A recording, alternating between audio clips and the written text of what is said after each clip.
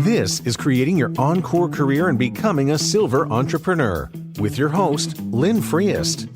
Lynn will share ideas and expert advice from people that are walking in your shoes and living their encore careers, where they want and at the pace they want. You'll start a company of one with confidence and knowledge to live a fulfilled life of freedom and ease. Lynn is a coach and leadership consultant whose mission is to show senior leaders and experts how to start something refreshing and new after a full career in the corporate environment. Hello, and welcome to this episode of the podcast, Creating Your Encore Career and Becoming a Silver Entrepreneur. This is episode 138. It's titled Midway Reflections on My Experience in the Modern Elder Academy program, which I'm attending right now. Well, making the leap from being a corporate leader and expert into becoming a solopreneur can be daunting, but the rewards are great. You can work when you want, where you want, and do the work you love. And I can be the guide and thinking partner to help you do that. As your coach, I'll help you go farther and faster based on what I've learned from being on this journey for several years. So if you're even having some thoughts about starting an encore career, please contact me. Well, again, this podcast is actually an extension on an episode I did a little while ago, episode 131, which was on the book Wisdom at Work, The Making of a Modern Elder by Chip Conley. Beyond that, Chip has gone together with co-founders Christine Sperber and Jeff Hemway to create what they call the Modern Elder Academy. And I may have introduced that also in our earlier episode. So Modern Elder Academy is on a mission to reframe the midlife from a crisis to a calling. Again, their goal is to help you find a renewed sense of purpose. It was founded as a social enterprise dedicated to offering people a place and the tools to navigate midlife and emerge refreshed, inspired, and better equipped to flourish in their next chapter. So, midlife is a time when things start to shift and change, and that brings about both an opportunity for reinvention and revitalization. So, if you actually get a chance to attend the Academy, you're going to spend a lot of time reflecting, being asked deep and provocative questions, and finding those answers on a very beautiful place down in Baja, Mexico. Now, I'm in the online course, so we can see pictures of the beautiful place, but we're not actually there. Now, just another note, Chip also did this because he read a Yale study that showed how shifting one's mindset about aging can add over 7 happy years to one's life. So there's a real useful reason why you might pursue some of this.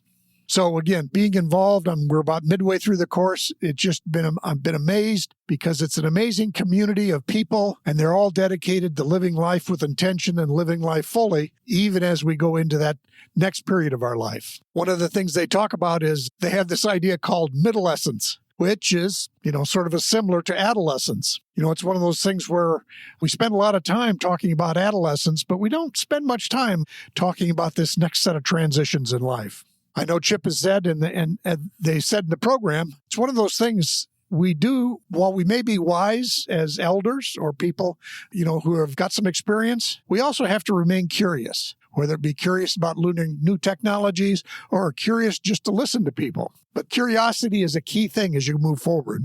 Now, one of the metaphors they use quite often in their work is that of a caterpillar becoming a butterfly. And both are amazing things, and they don't look anything like each other. And the interim, when the caterpillar forms a chrysalis, literally there's just a soup in there as it's transforming into a butterfly. So they use this as you think about transitions you might be making, and there could be a variety of them, but it is going to be a messy middle going on. So not to be discouraged or worried or, no reason to stop either.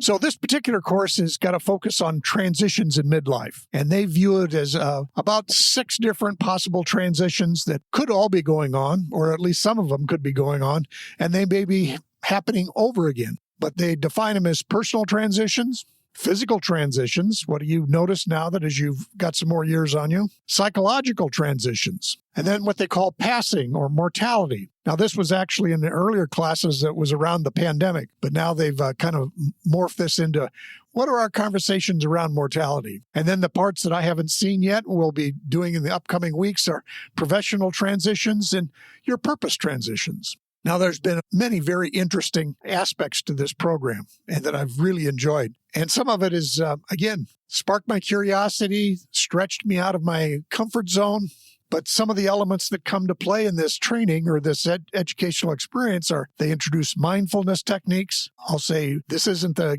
get on a cushion for 2 years kind of a thing, but everyday mindfulness techniques. They talk about movement, how simple movement can affect how you feel and what you do, literally. And then they introduce things like poetry. And this was kind of interesting to me because, one, I've not been that familiar with poetry, but they've chosen some very excellent stuff that speaks to, the topic we're on. And it's been interesting as you hear the poets read their pieces. And then, we're encouraged to go out and read out loud that poetry for ourselves. And it's just interesting how, I'll say, the richness of poetry, spoken poetry, is just interesting to me. And then they introduce music. Again, how music can affect how we do things, what we do, and just our overall approach to life. And then finally, interestingly enough, they talk about food.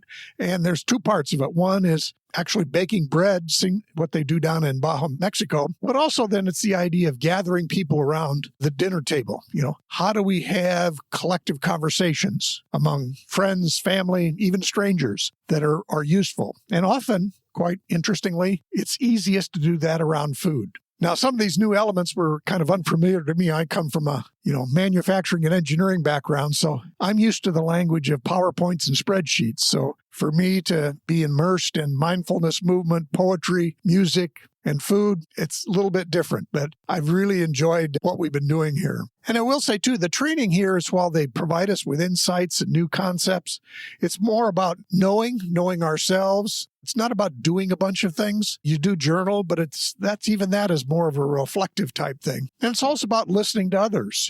One of the phrases they use is let the circle speak. So again, it's kind of about what is the collective wisdom of other people? How does that impact and help you in your journey? And they mentioned too that, we do need this help from others because we can't see ourselves. And, that reflection, that feedback, other people talking about their experiences, all of a sudden we can, find some new insights that will help inform us. And also, while I'm judging myself, I tend to compare my inside to another person's outside, when in fact, if you really have some decent conversations with people, you find out you're not so different on the inside. Now, another skill set that's been introduced and is very useful, and this probably could be a whole series of podcasts all on its own, but is appreciative inquiry. In its shortest form, for me anyway, it's focusing on what's possible versus fixing what's wrong. It's the things like asking why 5 times. And they use an exercise in here saying, what's your mastery that you offer to the world? And you're supposed to answer that question 5 times without reusing any of your previous answers. And you keep going deeper and deeper, and you really uncover some interesting things. And then along with that, in appreciative inquiry, there's this idea that good provocative questions are better than good ideas or even good answers. And when we say provocative, this isn't, aggressive questions. These are just questions that help you shift your perspective, shift your mindset, have you think about things in another way. So this whole idea of appreciative inquiry, I've always found useful, and especially in this context. So I've described all this for you, and people might be saying, so what? Why do this? Why take these classes or go down to Baja, Mexico? Well, some of the other pieces are just demographically. Now if we're at age 55, we actually may only be about halfway through our adult life. We really spend the first 20 years of life preparing for the next 30 or 40 years of working life, I'll say. But now all of a sudden we're coming to the realization we could have another 30 plus years to deal with. And how are you going to manage it? It's not going to be like the previous 30 years. What are we going to do? You could have 3 10-year plans that you might be an opportunity to implement. So it's, again, thinking about what do I want to do for a couple of decades, literally. Of course, we're never guaranteed anything. Whether I have 20 minutes or 20 years, I don't know. And I'm okay with that. But that doesn't mean I should stop thinking about things that could be a few years out. And our traditional retirement that we've had up until this point, I don't know, for me, it doesn't make sense. But I think all of us have to reconsider, will it really work for the next 30 years to have them just filled with golf and bridge and Sudoku? I mean, can you literally be satisfied doing that for 30 years? Now in the past, I will say I think our faith communities have probably helped with shaping and defining elderhood or the modern elder. But of course, that's different. The faith communities are different now than they used to be. And interestingly enough, now we have just read an article that we have Margaritaville villages that are sort of themed after Jimmy Buffett's approach to life. And again, is that how you want to live for 30 years? I don't know. Some people may find it just wonderful. It's probably not for me. So at this point, in our lives, why do this? Well, we can intentionally decide on what our purpose is going to be, what our pace of life is, and even what our place of life might be. We have all kinds of things that might be possible. Maybe not everything is possible, but there are probably still some things that we could do. So just kind of wrapping up here, I'm thinking that this is about shifting your mindset about aging. And to the extent that our mindset can be shifted more positively, we could actually add 7 more happy years onto our life. This idea that modern elders, you need to be as curious as you may be wise. So you want to own your expertise, own your experiences, but you still have to be curious as to how does all that fit into what's happening in today's world. We want to remember to the metaphor of the caterpillar becoming a butterfly, and the fact that while it's in the chrysalis, it's in the soup. So as we make some transitions, it's going to be what they call the messy middle. It's not always going to be pretty or clean or boom, boom, boom. It's not a project that may necessarily move forward in order, but we have to both have patience and persistence in that. So again, that bottom line is, if you're now around age 55 and you may only be halfway through your adult life, how do we want to use that time? So I encourage you to, check into the Modern Elder Academy, see what they have to offer. Certainly, I'm enjoying my engagement with them, so it's a worthwhile thing to explore. Now, finally, remember, with an Encore career, the rewards are great. You can work when you want, where you want, and you can do the work you love. And as your coach, I can help you go farther and faster based on what I've learned from being on this journey for several years. You may now have the time, attention, and money to make this leap. So let me help you. And if you're even having thoughts about starting an Encore career, please contact me to see how I might help in creating that career with you. So thanks for listening, and we'll see you next time.